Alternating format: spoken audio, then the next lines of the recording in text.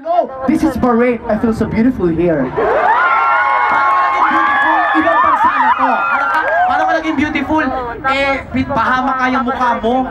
Pinagpunta tayo ng airport, lumanding po kami dito, pahamak ka. At kailan ko pahabang? Ang tagal namin sa immigration dahil sa'yo. Kasalanan ko? Kasalanan mo yon, sabi ng consul doon, yung immigration officer, you, come here. Sabi niya, ay, bakla, espesyal ako. Tapos, nakalabas na kami ng airport, siya wala pa rin. Hindi pala dinaan sa immigration, sa quarantine. Sisira mo ko. Hindi na sisiraan. Wala nang ang itsura, tanga pa.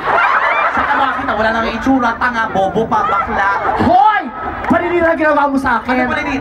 Eto nasa hotel kami. May isang portion sa hotel, isang room, nakalagay doon, 18 and below, not admitted.